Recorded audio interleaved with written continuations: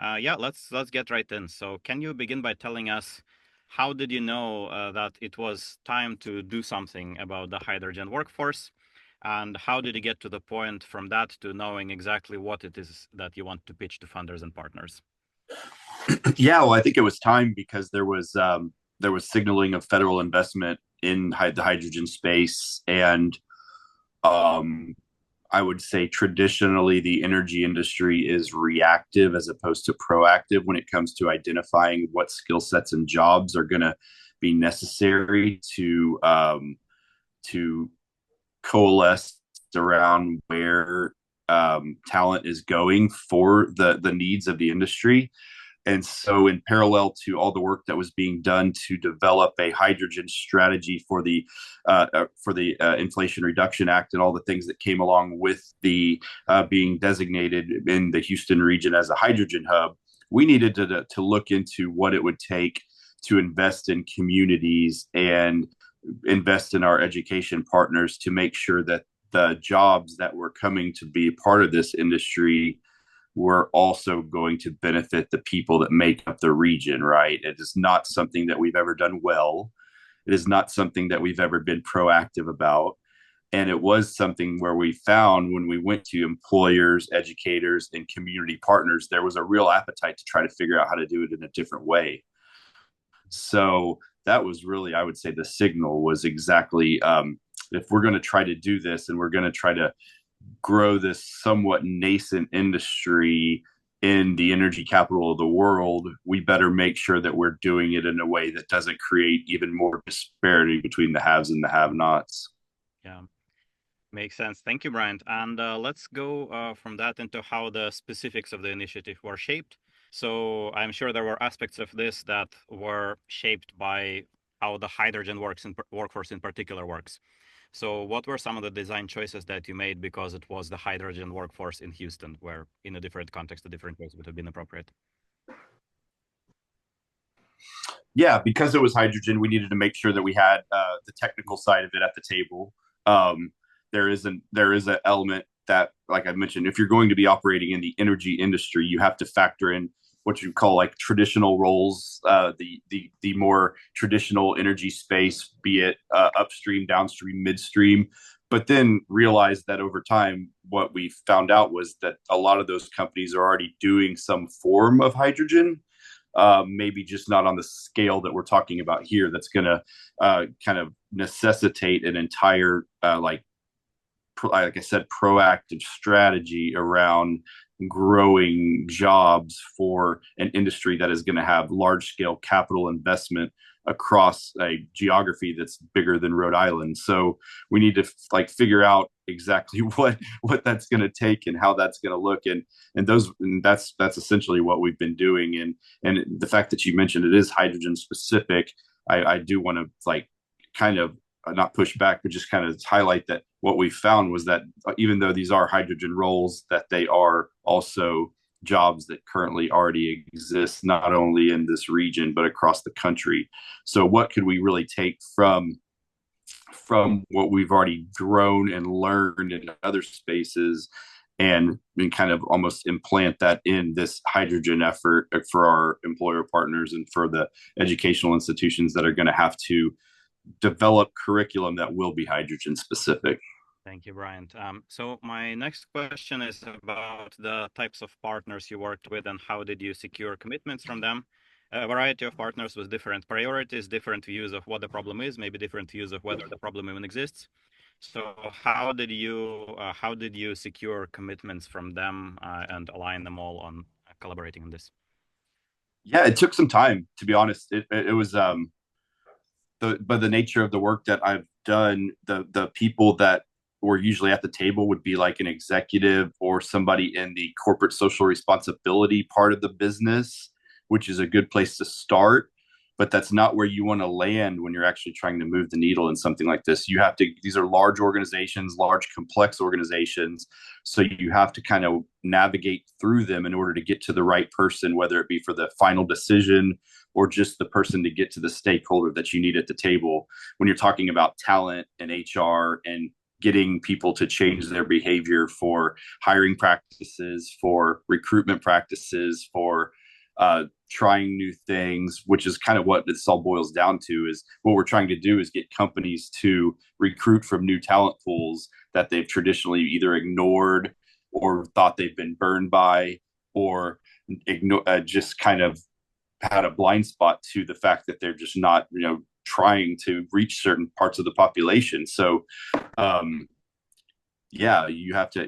There's a difference between not to offend anybody, but there's like a difference between a corporate social responsibility as a title and actually being responsible in your corporate practices. So, there is a way to eventually, if you talk to enough people and you get there, you could find the decision makers and the hiring managers, people that are boots on the ground actually making those decisions in order to get to the places where final decisions for talent are actually made. And in the end, and I could share some of that work with y'all, but that's really in the end what we were trying to do is get employers to partner with organizations that they typically either don't see as fruitful for their hiring practices or a possibility or a necessity to their core businesses. And what were then some of the things that got them to be like, fine, Bryant will do it? How did you convince them? Well, in this industry, the way you convince them is the owners of the capital projects either mandate it or the federal government mandates it, or they see demonstrative behavior from their competitors, collaborators, customers, suppliers, the people that are in their value chain. So I'm sure when I talk about the energy industry, you'll have a couple of companies in mind that you would imagine are the people who move the needle in terms of behavior in the space, and those are the ones that we had at the table. So when you get them to the table, it really makes people see that this is a viable opportunity. And a lot of times these are the companies that have capital investments right in neighborhoods where we're trying to make the most difference. And the not funny at all, but the interesting thing that kind of came about is what we've learned during this process is that these energy companies have done this work all over the world to do community involvement and community engagement and community investment, but they've never been mandated to do it in their own backyards here domestically. So there are practices that they've learned internationally that can be applicable here stateside if they kind of reshore some of those practices, I guess you could say. So that's kind of that's really, I thought, was a real aha moment for me was, oh, so y'all have done this, you've just never really had to do that locally because it's not part of your investment decisions when you're figuring out where to build something like that. And that might have been naive on my part, but it was really something that but when those companies actually say that to you, you kind of take it to heart. Very interesting. Thank you. Yeah, let's talk indeed about the investment and resourcing of this. So how was this initiative funded? Like what kinds of capital were needed for what? And how did you assemble that group of funders for all the parts? Well, we had some pro bono work from some large consultancies that helped along the way. That's always helped. Them kind of committing to ushering this process along was nice.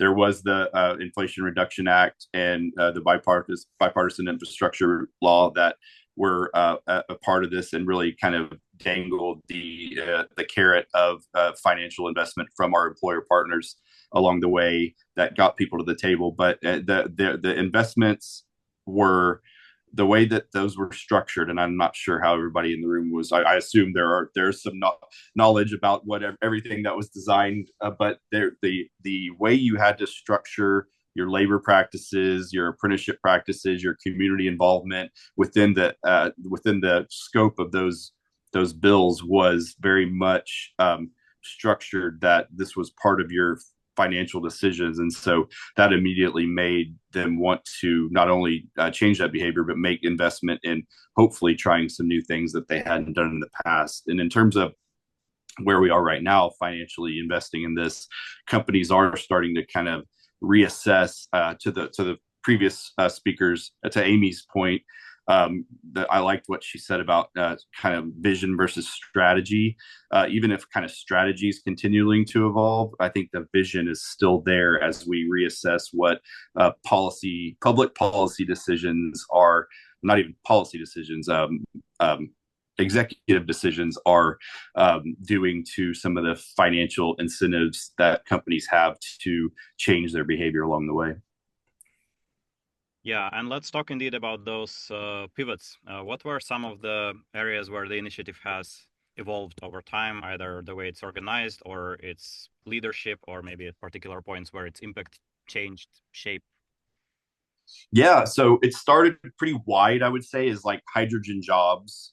What it started with, what are the 10 hydrogen jobs that we have identified that have the most stable demand, will uplift wages for those from the communities as identified as disadvantaged by the government, and that are attainable, meaning they're actually something that's transferable from whatever, let's call it a entry level basic economy job to something in the hydrogen industry. And that doesn't mean going from being a welder in a different industry to a welder in the hydrogen industry. That means actually changing your outlook of you and your family by changing the trajectory of your career in a new role.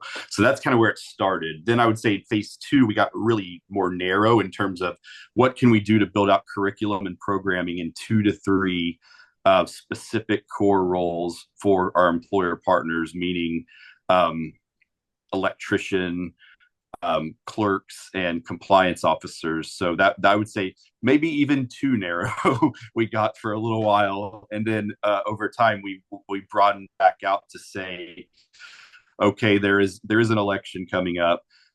We do need to make sure that we have a little bit of risk mitigation in terms of what this project becomes to our employer partners. And we said, okay, these are hydrogen jobs, but they're also energy jobs that are driving the greater Houston and the Gulf Coast economy. So let's make sure that we are impacting all of those roles.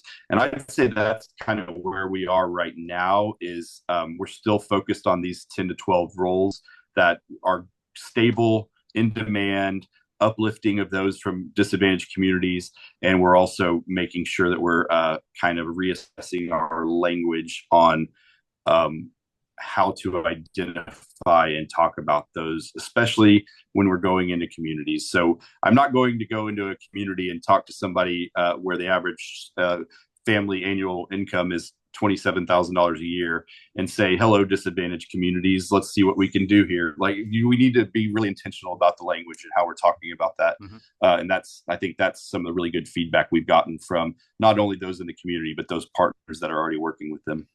Yeah, makes sense. Thanks a lot, Bryant. This is fantastic insights. So I have a couple of questions. You talked a little bit about kind of like federal investment and the changing landscape there.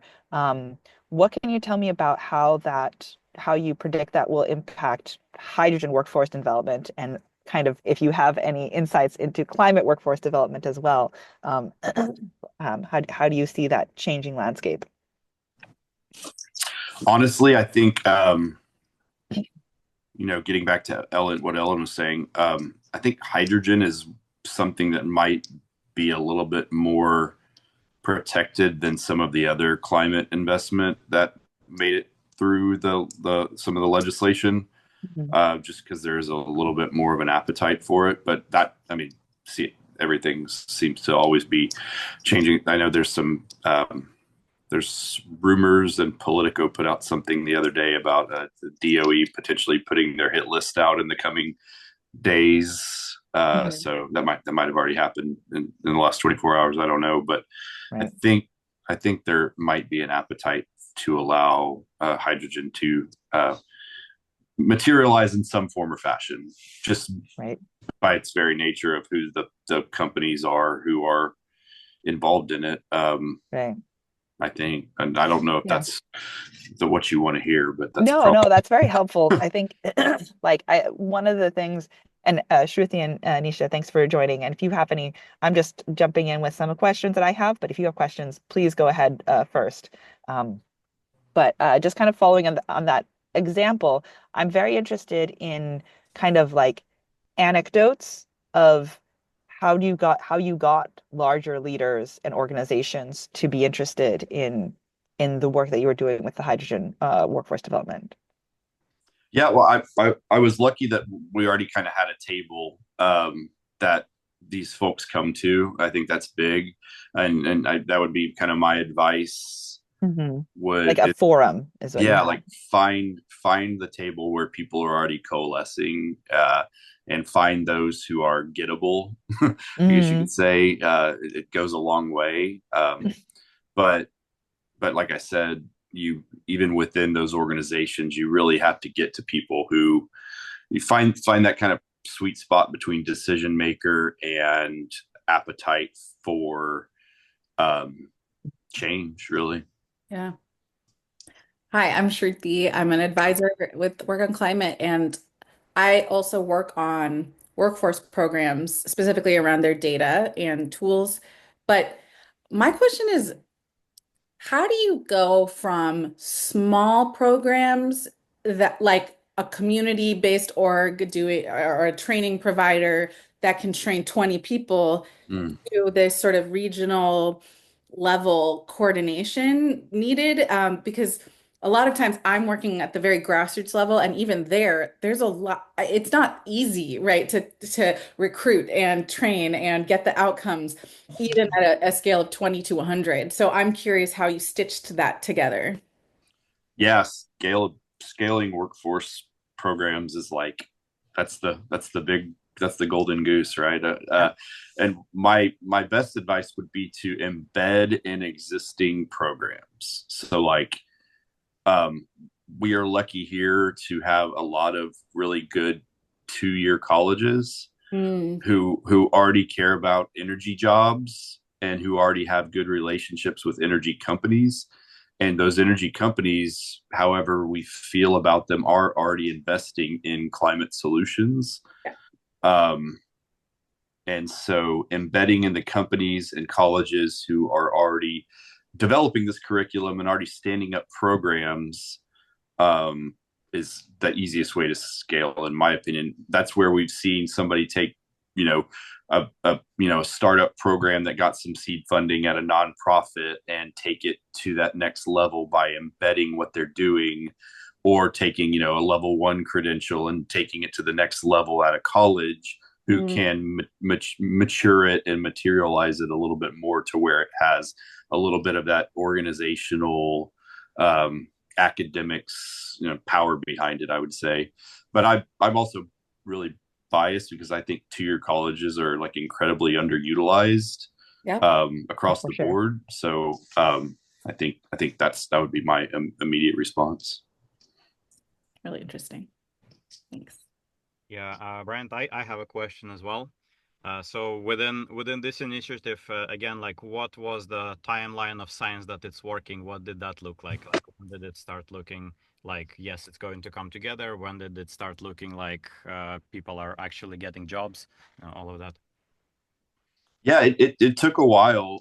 It was really getting that first commitment from employer partners, and it was to be candid, it was out of desperation from companies who were new to the states, companies who were taking their European business and bringing it stateside, who did not have that existing relationship with a college or with a training program. So we were able to demonstrate through them that this could be feasible, and then others can kind of piggyback on it from one particular certification and credential at a particular college that's in the footprint of where all of this hydrogen work is going to take place when final investment decisions start to happen. So that's it. I mean, and just so happened, I mean, it came from relationships. It's somebody that I grew up with, so that was that. We got lucky there, I guess you could say. Yeah. So, did you know that you need to go after companies like that, or did you just stumble upon them and they're like, "Oh my God, Bryant, we have no idea how to get our workforce here. Please help us." Or No, I do. So I kind of earlier talked about how you need those the owners, the ones who are doing the capital investment. But I at the same time you need a company who is not just desperate, like I said, but also has a little bit more agile hiring practice or a little bit more ability to try something new and that's something I my entire time doing workforce, that's something I believe in. It's like, okay, don't go to let's don't go to Starbucks. Go to the people that Starbucks is supplying Starbucks with their cups, right? They're going to be the ones who are going to be willing to try something, right? Or don't go to Acme Brick Company. Go to the people who are making Acme Brick Company's sand shovels, right? Those are the people who can actually are willing and agile and nimble and sometimes desperate to find people. Brands go a long way, but brands can also mean that they're mature in their talent organization to the point that's a little bit detrimental when you're trying to try new things sometimes. May I ask one more question? Oh, sorry, go ahead. Oh, yeah, go ahead, Eugene. Yeah, thank you. So I wanted to ask also, Brent, who was involved in this on the Greater Houston Partnership, and was it like just you herding all the cats? Was there a whole team running this effort? What kind of staff was needed to pull off something like this? It was typically me, but a lot of times, when we needed experts from other areas, I could bring people in and I could call on others, and that's one of the powers of the Greater Houston Partnership is we have a lot of, like I said, that table is already there. We have 950 member organizations that you could call on if you needed an expert or you needed somebody with some research might behind it, or somebody with the policy knowledge that I could only maybe speak to surface level. And I also got there are some relationships that I just formed over the years in the education space and in the nonprofit space that are I mean they're candidly, they're world class in terms of what they know about how the education system works and how what works and what doesn't from a relationship standpoint.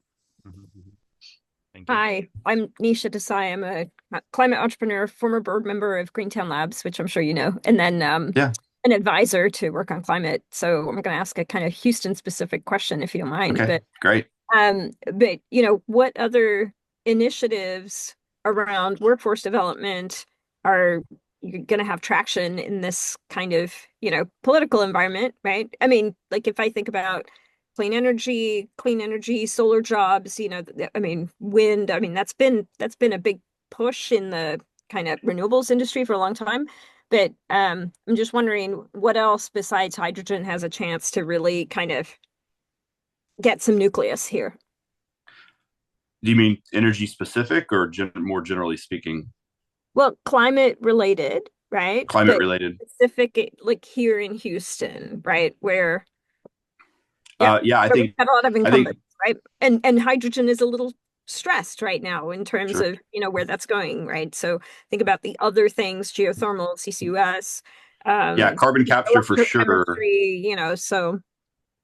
Yeah, carbon capture for sure. And I don't know where WOC stands on carbon capture, but there's a lot of bipartisan support for that. And then industrial decarbonization generally, we have so much industrial infrastructure in our region, and those companies, the EPCs and the industrial construction companies and the owners, they have efforts. They're not going to completely pivot their efforts to decarbonize their processes and their work product and their the feedstock that drives their business. They're working towards that from an efficiency standpoint, from a ways of doing business. I think those things are very much.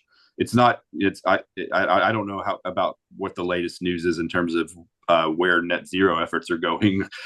Last thing I saw probably wasn't very good, but I do think that companies, generally speaking, in this space still have an industrial decarbonization goal in mind, and it's a lot of it is driven by efficiency. The way that I heard somebody from the Federal Reserve speak recently about it, and this is more in relation to like the Permian, but they are getting so incredibly efficient at pulling resources out of the ground that as the the line continues to go up in terms of how they do that. The number of jobs is not going up. So they have to like figure out new ways to continue to evolve their business, because that can only happen for so long. Interesting. Thank you, Brian. Brent. And I'm happy to stay around as long as anyone else is staying around here, but also feel free to hop off. Yeah. I will take notes on whatever. Thank you. Nice to meet you. Yeah, good to meet you too. I do have one last question, Brian. I don't mean to if you need to leave, if you need to drop, feel free to drop. I was just curious, based on everything that you know about work on climate, what would be like the lessons that, or like the 30-second lessons that you would say that we should try and implement based on your knowledge of workforce development? Yeah, I mean, I would say workforce development is always like the last thing people want to talk about, but it's like jobs do really matter to get any of this done. So don't be afraid to lead with it, just in terms of my actual biases. But it would be that. And then I know this is probably a little bit of probably not what you want to hear, but I do think the large energy companies do have to have a seat at the table in order to make and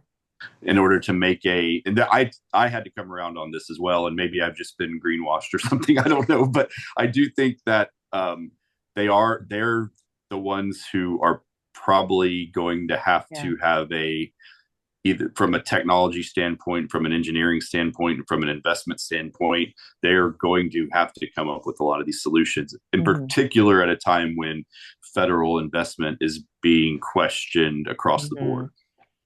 What was this kind of fed into one other thing I wanted to follow up on. It was like, what was the most compelling arguments that you heard for these larger leaders? Was it only financial? Was it kind of the philosophical arguments? What was compelling to them to make these decarbonization efforts or be interested in anything? Yeah, I mean, tax credits don't hurt. Yeah. First and foremost, but generally speaking, the people that go to work at these large energy companies, I mean, they believe in climate change, and they as much as the stereotype of them might not say that, I think they're generally speaking, they understand the predicament that we're in and how to potentially solve some of those things. Like I said, with the R&D and the capital investment, that they are the ones who have the might to put behind. So yeah, that's great.